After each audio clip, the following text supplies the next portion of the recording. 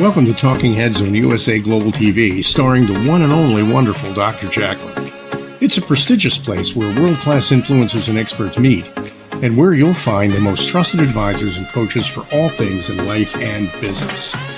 Visit usaglobaltv.com to sign up for our newsletter, get the value you need, and be first in line to learn about events and giveaways and other valuable content. Connect with us.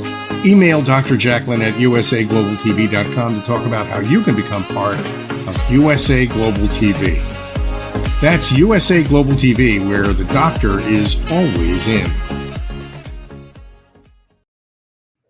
Hello, everyone, and welcome, or hopefully it's welcome back to USA Global TV and Radio. I'm Dr. JACALYN KERBECK, and our show today is A Woman's Prerogative. This show is all about women, for women, and by women. Let's meet our panel. Welcome, Kathy Fulton. Hey. Hello. Nice to see you. Welcome, Janetta Barry and the Epiphany Process. Hello, everyone. Hello, hello. And welcome, Amber J. Lawson. We missed you last week. Hello. Hola. ¿Cómo estás? Estoy bien. And welcome, Dr. Justina MUTALE. Hello. Oh, I can see her backstage, but she's here. She's okay. She's on her way. It looks like it's loading. Yes, she's on her way, so we'll wait for her. So I would love to just start off. Welcome. Nice to see you. Amber, as I mentioned, we missed you. It wasn't the same without you. Aww. And we're just glad you're here. Desiree and Tracy will not be able to join us today, so it'll be the five of us once Dr. Justina is unfrozen. So why don't we start with Amber telling us about your trip? We'd love to hear about it. Well, buckle up, because I'm about to tell you. Bring it on, sister. Well, one of the things I have been putting on my vision board that I wanted to manifest, I know it is not ecologically cool of me at all, but I have always wanted to fly private.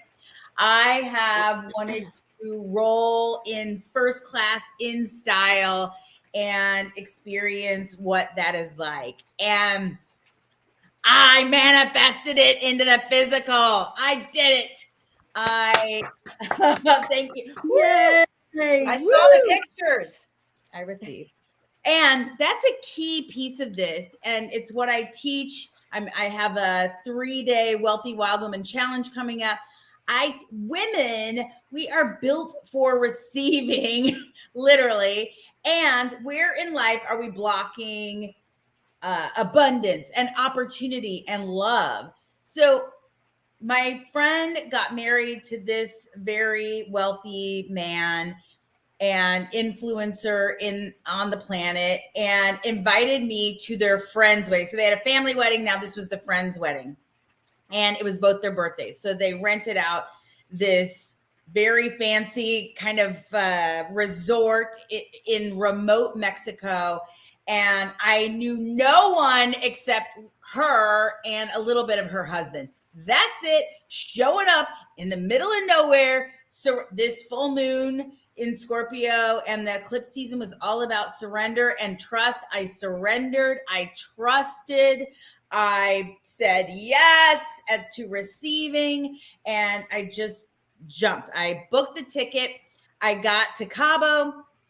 And the day before, I got a phone call from the coordinator who said, hey, someone bought a plane. They're not going to be able to make it, but they bought it for you and this other girl. Do you want to take it? Yes, I do. Yes, I'm 100% a yes, right?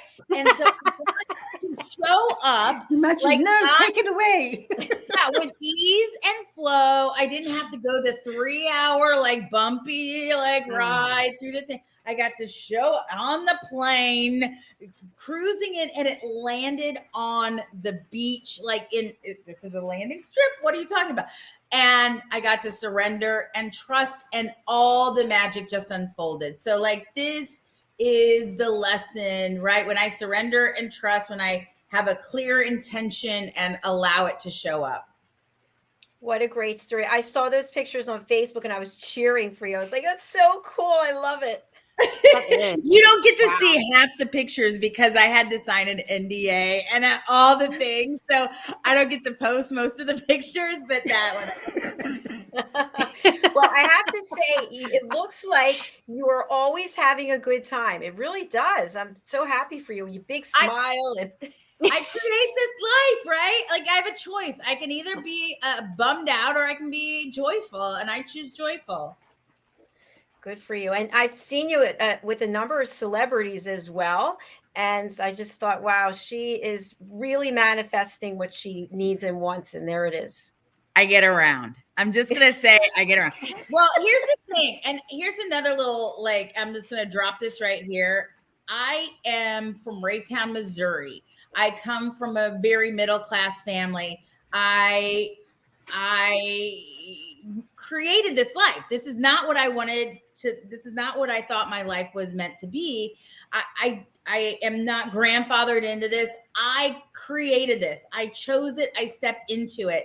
And part of me always has, up until really 6 years ago, when I stepped into this new chapter of empowerment and emotional intelligence. I got a PhD in emotional intelligence, of really owning my worth. I was a fat girl from Raytown, Missouri, who had no money and was lucky to be in any of these places. And I will tell you, this last tranche of ridiculously expansive, fun, celebrity-filled, very first-class experiences has cemented it in my physical being that this here on the planet at this time, that this is meant for me. I'm worth it. I am of value. I am here and I deserve it. And I want that for every woman, that you are enough just by being you, just by showing up who you are. The gifts and talents of who you are is enough. And I really finally got that this time. It's fantastic. I know we're all happy for you. Yeah. And what I love, I'm hearing all the time that you've realized you've got choice and you've used the choices that align to your value system, not anybody else's, not to other women's, not to a particular society's norms. You're stepping into your space wholeheartedly with all your love and I suppose it's grace as well. And you know, if we could all take a page out of that book, life would be so much lighter. So well done to you. Kudos. I receive, right? We live in invisible rules. What society tells us is acceptable or what is the right way to do things. But when we tune inwards, when we trust our inner knowing, what is right for you? It doesn't have to be right for somebody else. They have their own. They may like blue and you like pink. Cool. That's cool. Yeah. Cool, man. Thank you so much. Welcome, Dr. Justina. It's nice to have you with us. Almost. She's trying. Thank you. There she is. Yay! She made it. We're so happy you're here. You're here. The internet is not working and being kind to her today. Well, it's very Mercury in retrograde. You know, we're smack in the middle of it. We just finished eclipse season and Mercury retrograde. So I'm not surprised when the technology fails, the communication breaks down.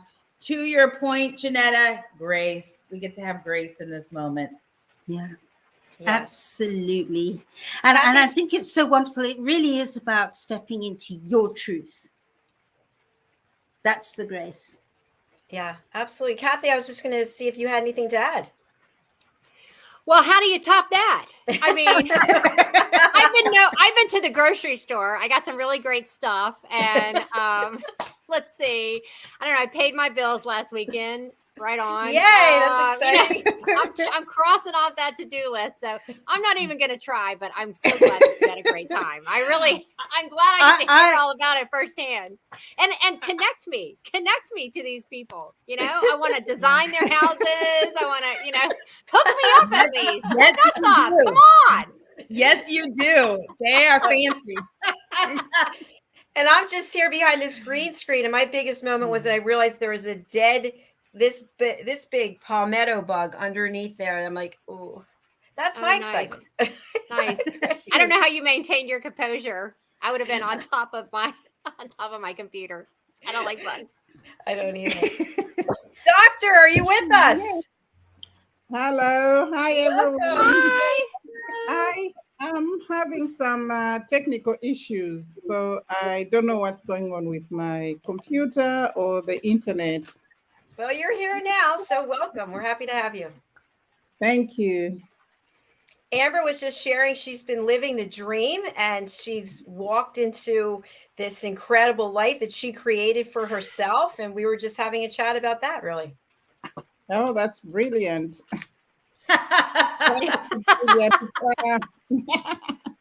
It's always good to live your dream rather than living other people's dreams. I see a lot of people, I see a lot of people living other people's dreams, and somewhere I heard that just be yourself because everybody else is taken. Yep. Yeah. You can't be anybody else but yourself. So you cannot live someone else's dream but your own dream. Exactly. Thank you. Where do you think it starts, the moment of disillusionment or the moment of just conceding and giving up and going down the path where we're living someone else's dream, or we just are too tired, too worn out, too lost to pursue our own dream? Any thoughts on that? Yes. Yes. Well, first of all, we come into this world with infinite possibility, and we have these parents or people around us who hopefully wish us well and put us on a path, but they only know what they know, right? And the society or our religion or our culture puts us down a path. And then there is, I believe it's Saturn return, basically in your late 20s, when you are a fully formed human being, where you get a choice point to choose what path you would like to take in your life. It's usually when everything breaks down in your life, like the thing you thought, maybe it was a marriage, maybe it was a career, maybe your money disappears, maybe someone passes away. It's a life event that shakes you to your core, where you get to choose how you would like to rebuild it. And a lot of us are not awakened to that at that point. I certainly wasn't aware of that. However, at least not clear that that's what was happening to me at the time. And then choosing how you want that to be, right? And so some of us call it a midlife crisis when we get our second opportunity at it, when we have a shot to go, hey, this ain't working. I'm not happy. And that's when you have a choice point to stay in it or choose another path. Look for other solutions, which a lot of this dais table has tools to support you on that journey. I'd love to hear others' interpretation also. Thank you. Brilliant. Girls, don't be shy. Come on, who wants to comment? Well, I'll step in and say that I think a lot of the time we go into this place of expectation where we see a picture of what it is we want to be, and without even factoring in the expectations of others, but let's just say we're in our expectation. And we factor in only what it will give us or what it'll produce and how it'll leave us feeling. And we don't factor in what won't work with it. So it puts us into a fantastical place. I've noticed that when one can see that there is equal amount of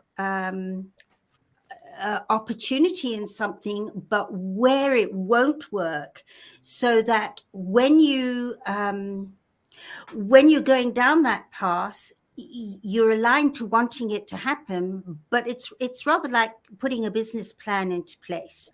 There are always a SWOT analysis that goes into that project, so that we're prepared for what will work, where the opportunities will be, where what won't work. And so become very centered and clear and present. And then the heart can open and you can joyfully go, wow, I'm really doing what I'm wanting to do.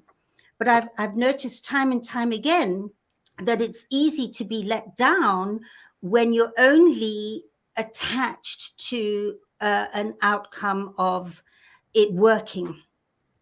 And it has to happen. Otherwise, I won't be this and I won't be that, and that will be missing in my life. And so it's when it's about filling a missing that it's that much more difficult to be joyful about.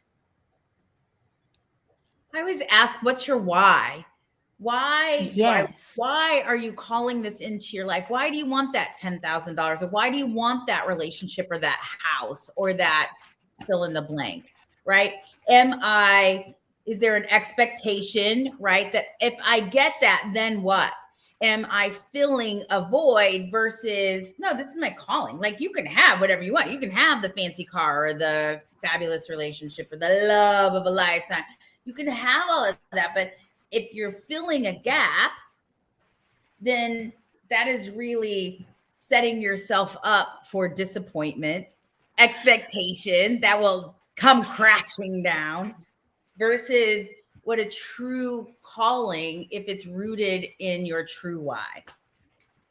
And what I loved, you used a really choice word there, which I use quite a lot, which was that if you're filling a void, and if you take the word void and make it a void, it means you're avoiding something that you're burying and not facing. So whatever you're doing, you're avoiding, and that's what you're filling, is that void that you're avoiding. I wrote that down. I love it. The void is avoiding. I love it. I wrote that. Yesterday, Janetta and I took a course that was facilitated by one of our team members, Madeline Chan, and we started off talking about trends.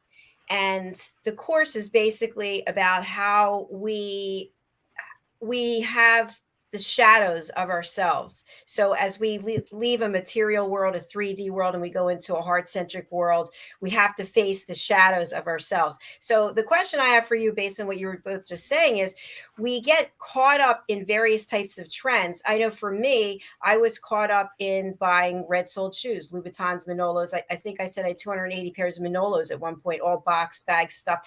And it was just constantly trying to feel better about myself.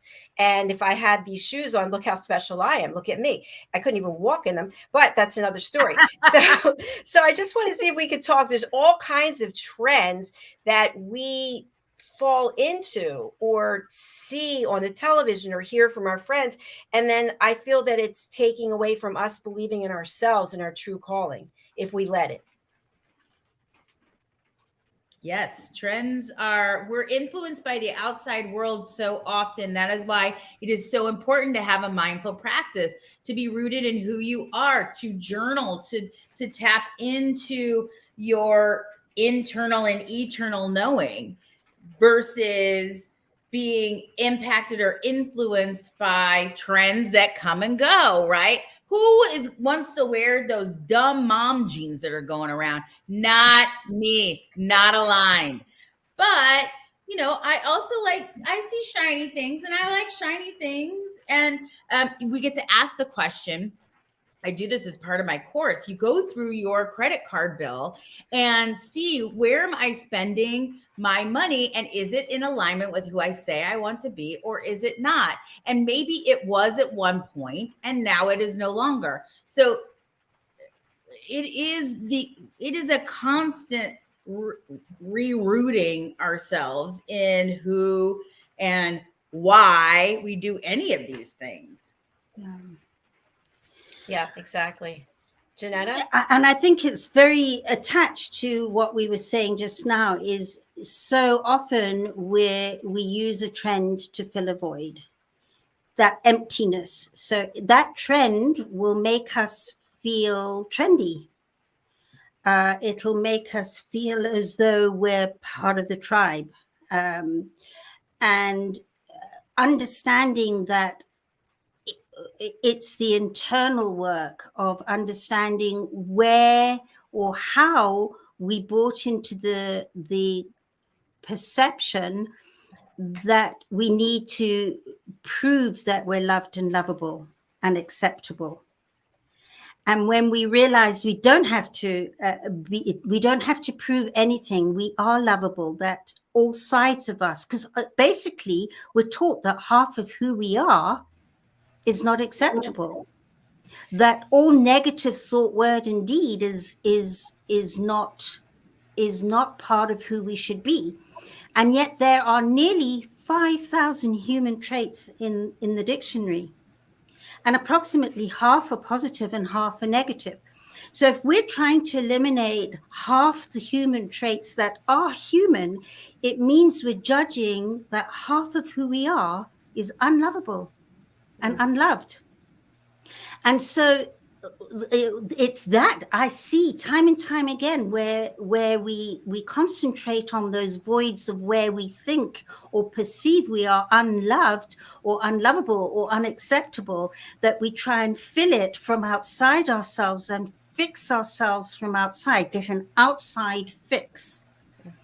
And the moment you can turn within and start loving all those things that we bought in sometime or another as being unacceptable, then whatever's trending becomes a compliment rather than a crutch. Thanks, JENETTA. I know I joined this conversation when it's already started, so I don't know where it's starting from. But talking about trying to be yourself and trends and feeling good if you're wearing the Manolo Blahnik shoes, heels, or trending in the mom jeans or things like that. Some years ago, I read a research that was done to find out who the happiest people in the world are, or in what part of the world the happiest people in the world are.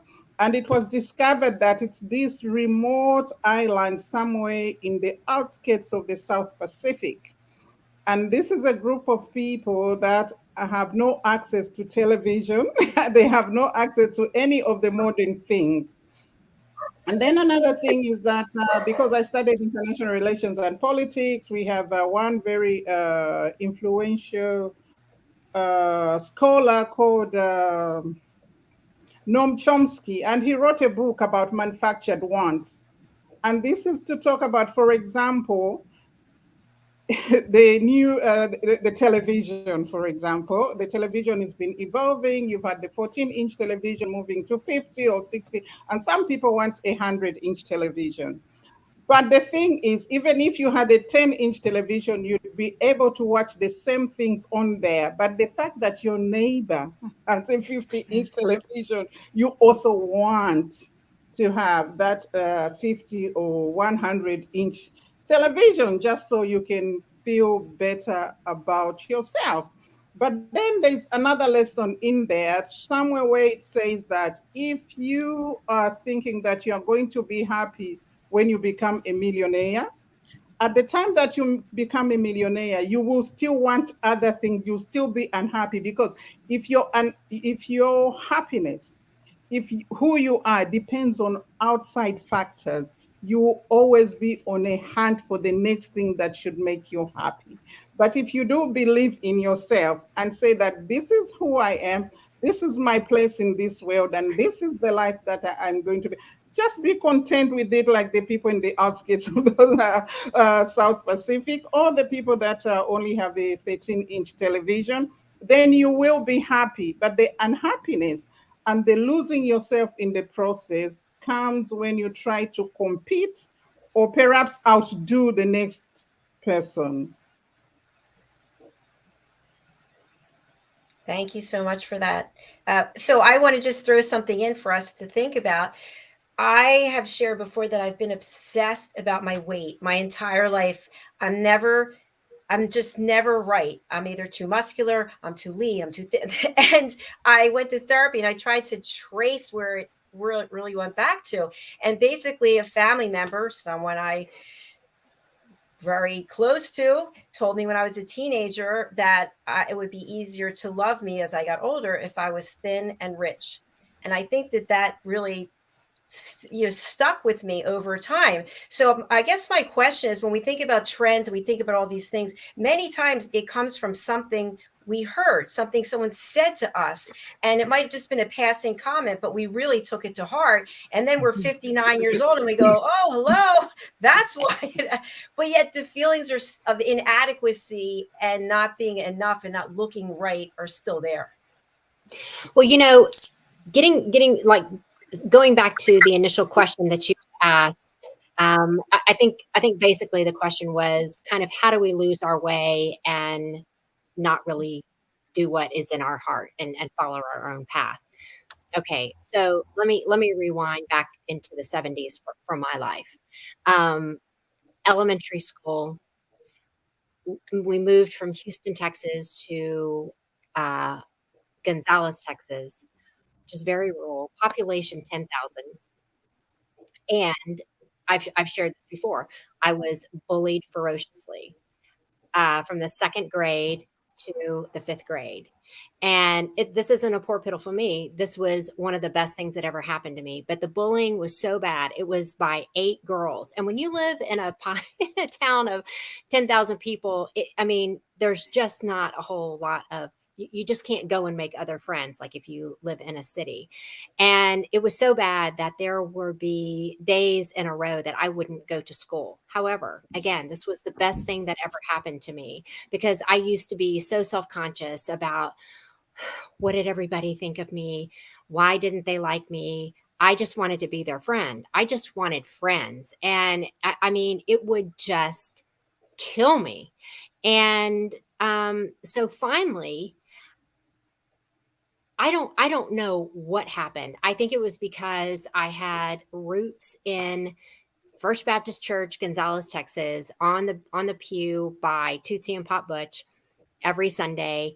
And I think that it was much prayer, and I think that it was God doing a work in me, because by really the fifth grade, I just got sick and tired of it. And I really began to evolve into my own self. And from that moment on, I just remember knowing I know who I am. And if you like me, great. And if you don't, great. Sorry. If it's something that I've done, I'll compromise, and because I'd like to be your friend, but I'm not going to be your doormat. But what I think happens is so many people aren't blessed with a horrible experience like what I went through to shake them. And because I just think it was God saying to me, I've got a bigger plan for you. Don't worry about what all these other people think and what they're doing. You be you, because I have big things in store for you. And if you're always going to be, chitter chattering and gossiping and what did they do? Where are they going? I can never get you there. I can never take you there. And so ever since the fifth grade, I've been extremely independent. My mother could vouch for me. And, but I just think that so many people aren't blessed with that experience, that they never really have to figure out, who am I? Who am I? What resonates with me? Not the rest of the world, but me. And that's my thoughts. Those are my thoughts. Thank you, Kathy. Yeah. Anyone else want to comment? Yeah, I would love to step in here, because I so identify with what you're saying. I think our society, our Western society, has tended to feel that we have to protect our children growing up so that they're not exposed to to scenarios like that, and to the adversities in life. We must make sure that they're protected and their rights are protected. And in essence, that is the truth.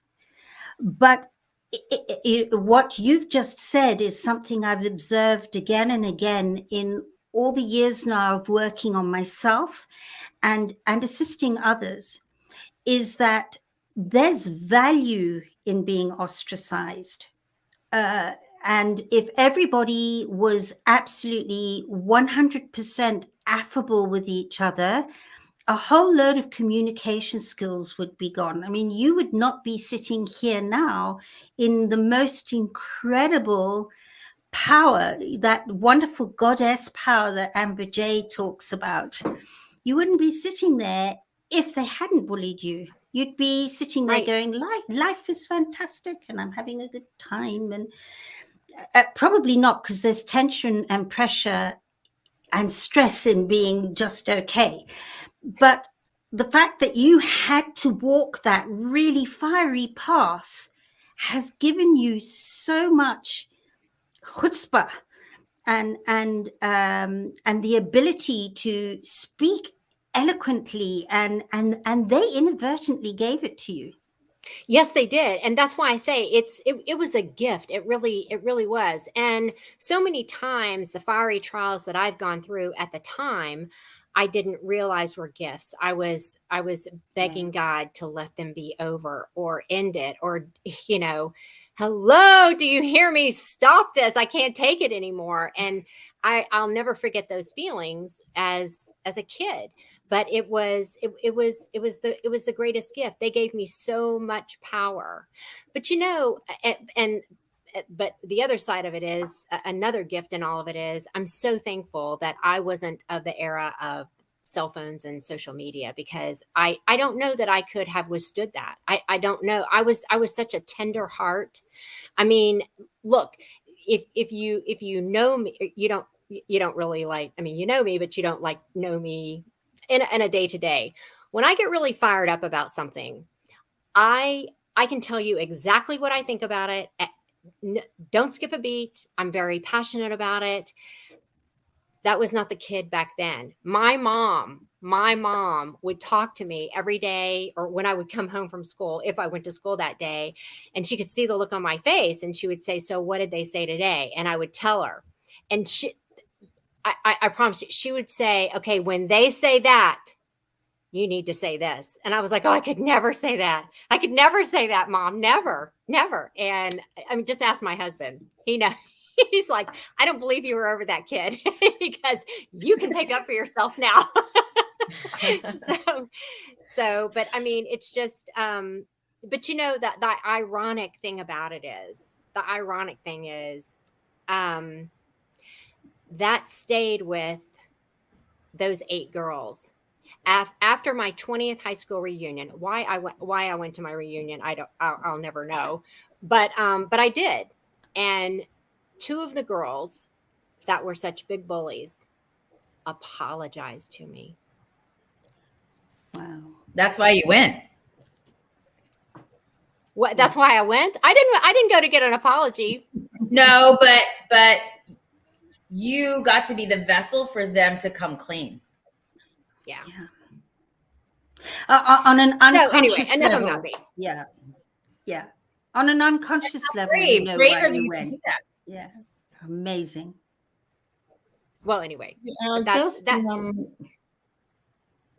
I think 2 days ago or today, I can't remember now, my memory is running away, but I did see something. I agree with you, Kathy, and also JENETTA, because I saw something that somebody posted. Apparently, there's been a study that says that people that experience, for example, trauma or some kind of mistreatment when they are young are very empathetic when they grow up. So they have high emotional intelligence.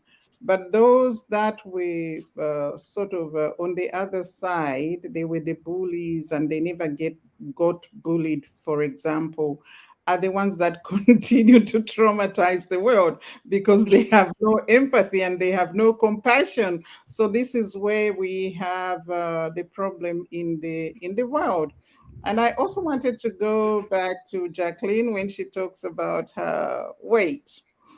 It's just a societal thing, and it depends where you live. Like I keep saying, I am from Africa, and in most parts of in Africa, a woman would be admired if they are curvy and have a certain weight on them.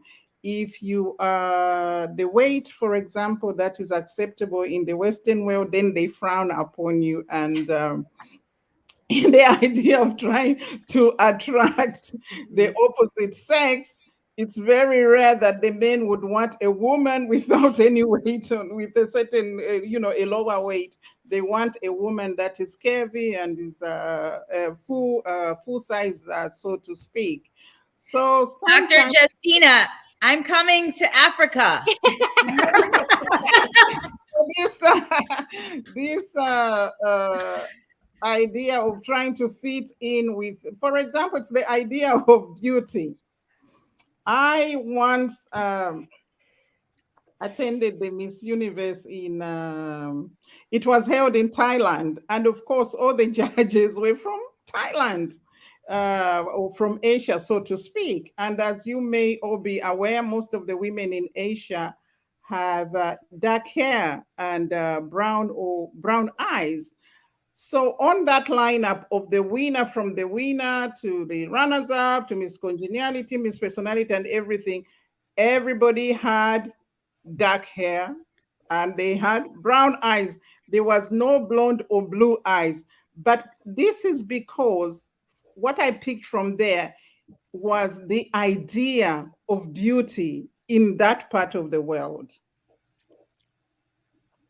So some of these things that we kind of kill ourselves over or about are just ideas of other people. Sometimes we see something like they say, oh, the most beautiful woman in the world was, for example, Marilyn Monroe. Then you've got to ask, did the person that did this research or came up with this pronouncement, did they go around the world to see each and every woman, even in the remotest part of the world, so they can compare and say, this is the most beautiful person in the world? But it's the idea of the person that is making the pronouncement. Now, Dr. Justina, you've hit it on the head, because before the 1960s, it was very trending again, but very much accepting and acceptable that a curvy woman was a beautiful woman. Yes. Marilyn Monroe was a very good example of that. Exactly. She certainly wasn't pencil line. And if you look at all the great masters' paintings of nudes, they are not skinny. And they were painted because they were seen as being beautiful, beautiful women, the true goddess, the true essence, because whatever it is we're producing is our blueprint, is unique to us, and that's beautiful.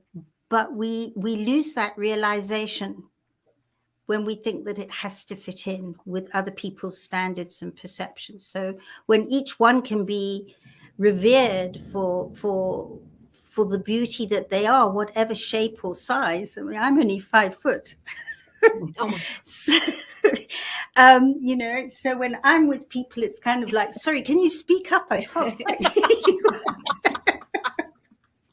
I've learned to love it. I've really learned, but at one stage I really resented it.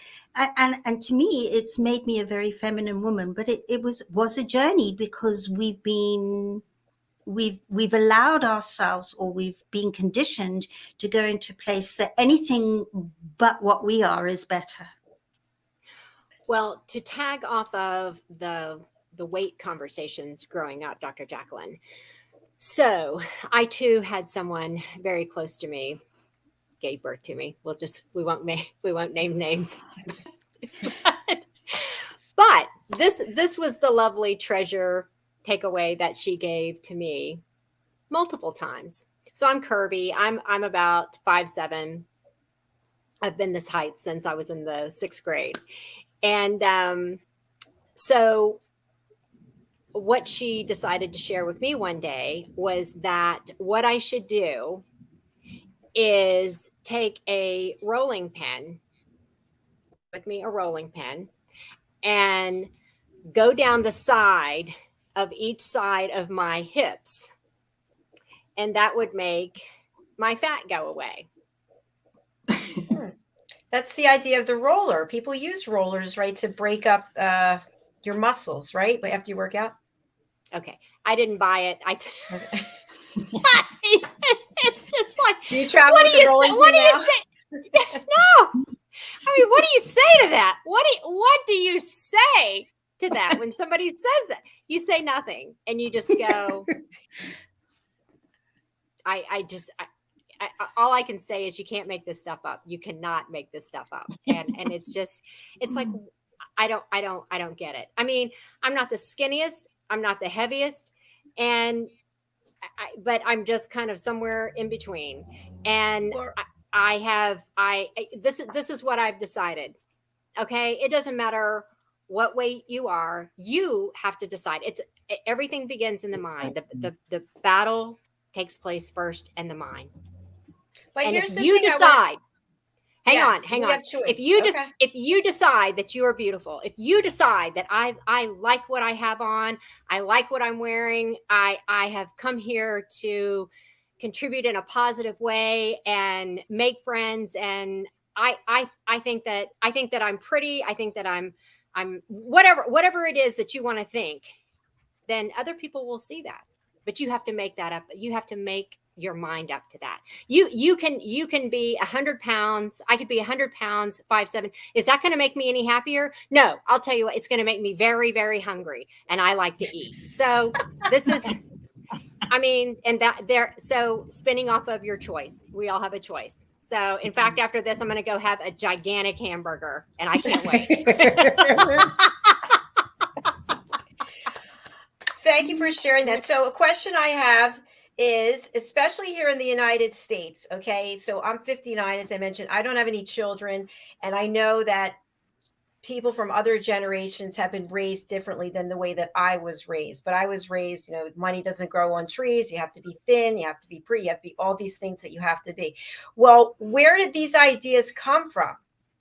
And then we see them on television. We see them in the movies. We see Twiggy, at least here in magazine. here in the United States. Twiggy. And finally, I think the campaign was it again, not a paid spokesperson, but willing to be paid. I think it was Dove. Isn't it Dove who came up with their whole Yes. marketing campaign, different types Yes. of women, which is amazing. But my point is, when you see this, when you watch it, when you're being told it all the time, what are you supposed to think? Yeah. It does rub off without, especially when you're at an impressionable age. And it's coming through at an impressionable age. And yet, having said that, I'm hearing quite a lot of young people changing their conversations nowadays. A lot of the millennials are actually shifting their conversations and going, I don't want to be influenced. I don't want an influencer influencing me. That's Gen Y and Gen Z, who are they, thems, and choosing how they want to navigate the world, and not following what we grew up in with, or I'm a Gen Xer, so with the norms of girls wear pink and play with Barbies, and boys wear blue and play with trucks and G.I. Joe, and that they get to figure out who they actually are for themselves. We have been influenced by patriarchal. I'm in the entertainment industry. I mean, it is dominated by white men, a lot of Jewish white men. So these are it's their ideas that are being placed in front of us in our advertising, in our movies, in our storytelling, that a woman should wait for a man, that these are the roles you play. And luckily we're at a time where that's getting flipped on its head. But it's also, there's a struggle because that feels unsafe to other generations. And for probably our generation, because that's not what we grew up with. It's a little shaky, like, hey, I feel empowered, but then who am I? Who do I get to be in this moment, in this time? Yeah, it's that shifting and shaking off that label that felt safe, but actually constrained. Constricting. Yeah. Yeah, very true. I'll tell a quick story. I was clear that in 8th grade, if I became a cheerleader going into high school, that I would have it made. My life would be set forever. I would be the Malibu Barbie. I would come out the other end and like life would be the Yellow Brick Road. And I auditioned for cheerleading and I did all the things and was loud and hit all the marks and I didn't make it. And I thought I didn't make it because I was not pretty enough and I was too fat. And so I carried that from high school on. Now I decided that I was going to have the longest accolades at the back of the book and I was going to like strong arm my way into it, right? So I have this insane work ethic. That is how I have navigated my life to be successful. It wasn't until about 5 years ago that my mom let me know that the reason I did not become a cheerleader my freshman year wasn't because I was fat or not pretty enough or that I didn't do the moves right. It was because I got in-school suspension for writing dirty words in a Mad Lib that Richard Wehrmeyer busted me in my English lit class. So where in life are we living our entire existence from a story that isn't even true? True. Yeah. Well, I want to just to save you from, so you can really put these fears, or not these fears, that you thought that if you were a cheerleader that life would be fantastic. Okay. So I was a cheerleader in the 7th grade, the 8th grade, was head cheerleader freshman year. And I'm not big into gossip and backbiting and all that. I just expect people to show up and let's be friends. And can't we just all try to get along? It was because the girl who had always been head cheerleader, I beat her that year. I wasn't setting out to beat her. I just wanted to make the squad. And she made my life miserable. And I just remember thinking, I'm so glad I'm going to go be or try out on the dance team. So you didn't miss anything, Amber. You didn't. Oh, well, I became cheerleader the next year, and in fact, was Miss Spirit Queen. Like I come back with a vengeance. Don't get me wrong, but the whole story in which I had built my life had blown up 5 years ago, right? And it's like, where are the stories that shape our lives? And that's another. Those are like the societal stories that you need to be thin, that you need to look a certain way, that you need to have brown eyes and brown hair to be beautiful, or that you need to be skinny or curvy or live in a certain area code or whatever. Right. Yeah. Hallelujah. I'm glad I don't have any kids because I think it would be so difficult because if you think about it, what we're sharing, and I'm sure we could all share more, is a lot of where we get our beliefs about ourselves are from when we're in high school or when we're younger. And then we carry them with us for so many years. And I think the other thing is, at least for me, I just threw myself into my work and didn't talk about it. And now we are talking about it. So I hope we're encouraging people to talk about the things that you're feeling, or maybe that someone said to you, so that you don't have to spend decades of your life going to therapy or trying to figure out, why do I feel this way about myself? Yeah. Whatever you do, don't purchase a rolling pin. Whatever you do. Whoever's listening, don't. Don't, please. Unless you want to bake. Yes, baking is fun, definitely. Yeah. But every cookie I would eat, I would hate myself. So that's another thing I just want to talk about just quickly, trends. I don't know if you have been caught up in this, but I have been on this roller coaster of trends when it comes to eating. I'm going to give up caffeine. Okay, I did that. I'm going to give up sugar. Okay. And then, okay, I'm going to fast. I'm fasting for 12 hours. I'm going to do 20 hours. I think I'll go back to sugar. You know what? I'll have caffeine. Like, it just goes on and on and on. And the bottom line is you're the exact same anyway. It just seems like a waste of time. I have been wasting my time. I would lose my mind if I couldn't eat every couple of hours. I would literally lose my mind. I would pass out from starvation, from not going without food for about an hour or two. Yeah. I just, you know what? I used to, during that time where my mom was, or the person that gave birth to me, well, that would be my mom. It's already out there. After she gave me this fat reduction tip and hint, during that time, I was like dieting and trying to be thin or thinner. And once I finally said to myself, because like I would come down in the mornings and she would say, "Did you weigh today?" And I would say yes, and I either lost or gained or what have you. And finally, I just got sick of it, and I'm like, scales, I'm done. I am out. I'm over it. I don't really care what that number says. In fact, to this day, when I go to the doctor's office, I say, "Don't you dare. Don't you dare tell me what that number is, because I will turn around and I will leave. You write it on your little pad and you all do whatever little calculations you need to make, but do not share it with me." And they look at me like I'm crazy. And I'm like, yeah, I'm crazy. Okay. We clear?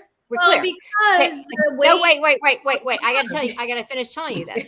So, but from the moment that I said, I am going to eat what I want to eat, when I want to eat it, I'm good. I don't want to hear about don't eat carbs. I don't want to hear about. I admire that. I think that's so refreshing. Amber J. Okay. Well, I'm not as thin as you, so there's, But Amber J, did you have a follow-up? Now you can talk, Amber. I'm sorry. Well, it's just a matter of, that weighing, that getting on the scale equated love in the relationship with your mom, and your mom was projecting on you her insecurities. And so now, being an adult, we get to see how others we're really out of their version of love, trying to set us up to win in their minds, right? Yeah. And to show us love, and how these acts that maybe seem meaningless have such a deep impact in our lives, in our growth, in our expansion, in how we love ourselves, and how you never know what's going to really land with somebody like that. When somebody puts that like little nugget into your head, and how we latch on to it and it becomes a thing. I sat with that for 30 years.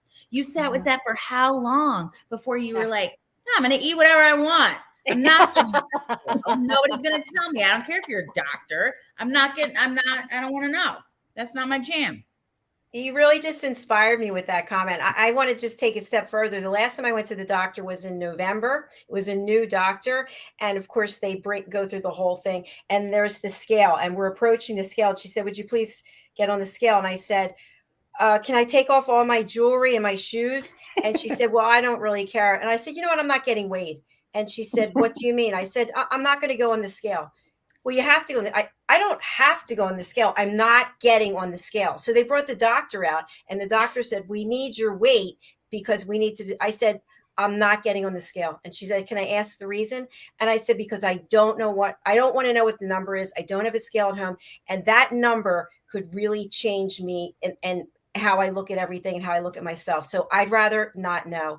So she said, "Well, could you get weighed and not look?" I said, "I'm not getting on the scale. If you want, I'll leave." So they talked to that, and they're like, "Okay, you can stay." I feel like I had a big win, but I didn't win anything. It's just crazy. That's all. Yeah. Well, you know what? You won your self-worth and your voice, and you know that is a trigger for you, and you chose against it, and nobody gets to. You're a grown-ass woman. You don't have to do that. Bravo. Wait, is the number? Go ahead, doctor. Absolutely.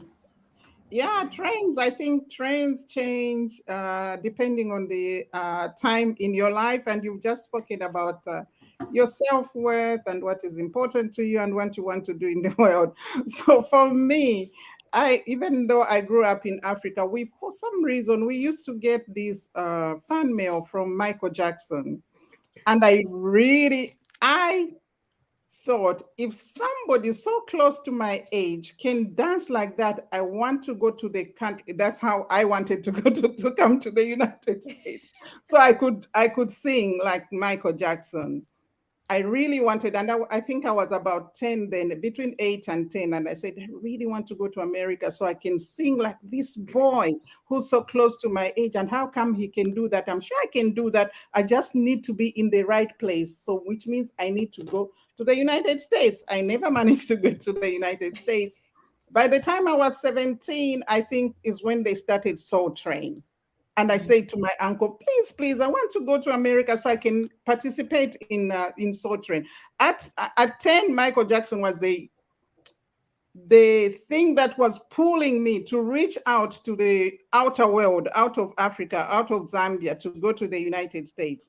Then by 17, I saw Soul Train. I said, I'm sure I can dance like all of these people on the Soul Train. And I begged my uncle to buy me a ticket so I could go to the US and dance in Soul Train.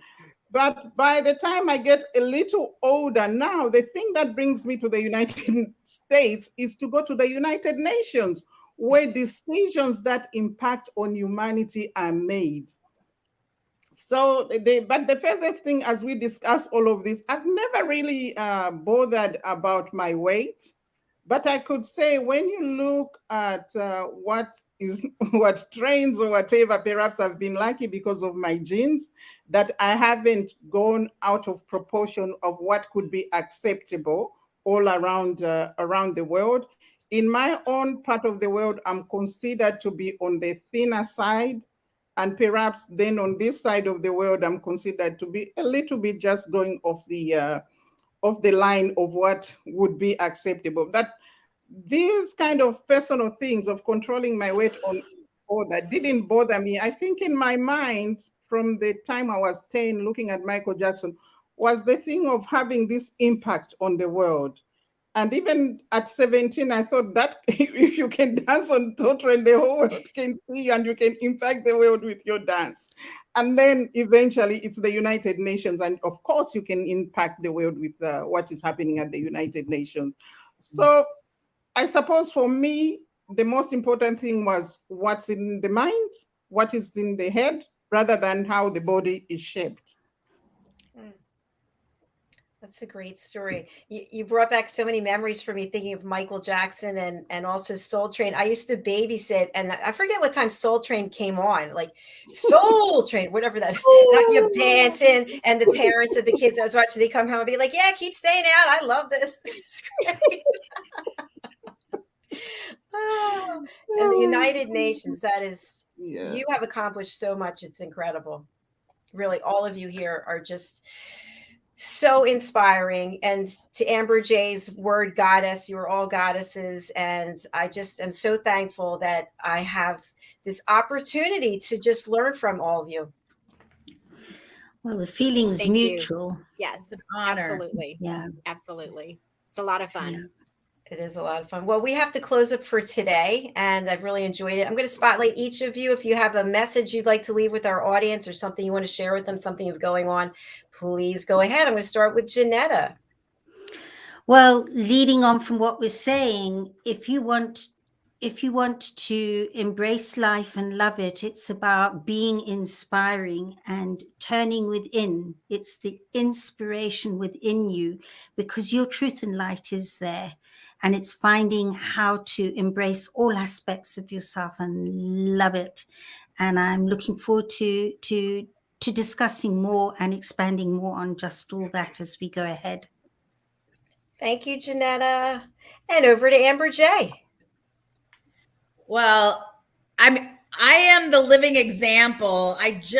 This manifestation is no joke, and you get to do it too. All of us get to tune inward into our divine feminine, internal and eternal knowing. And I invite everyone to join me on my 3-day Wealthy Wild Woman challenge that's coming up. There's the link. You can follow me on Instagram, and there's a link tree. It's free. It's next week, Tuesday, Wednesday, and Thursday. Come do the 3 C's with me. We will get clear out what's no longer working, and take the committed action necessary to manifest whatever you want in your life. Thank you for this platform, goddesses. I love being with you. It's an honor. Sorry. Thank you, Amber J. Kathy, over to you. Well, I'm loving every minute of this. And all I can say is just be true to yourself, eat what you want, and for crying out loud, don't ever buy a rolling pin. That's it. Leave the rolling pin in the kitchen. Okay. Absolutely. Dr. Justina. I just want to say that it's been said that we are all created in God's own image, and to believe in that, to always take that with us. We are a God within ourselves. God lives within us. And also to find your talent, find your space in the world. And remember that you have to be yourself, because everyone else is taken. And that will give you the confidence to go as far as you can in this world. As long as you believe in yourself and remember that you are created in God's own image. Thank you so much. And I love those earrings, don't you? They're so cool. Woo-hoo. All right, everyone. Thank you so much for being here. We're signing off for now. This is our last show for today. We'll be back tomorrow. And I did announce we have a website that's under development for this show. So you will be able to see the bios and headshots and the links for everyone on this platform who is on this particular show, Woman's Prerogative. And if you missed it, the men's show was right before ours. It was really amazing. I got to produce it, and I just love what we're doing. So thank you to each and every one of you, and to everybody out there watching and listening. We'll be back. Thanks. Bye. Thank you. Bye. Bye.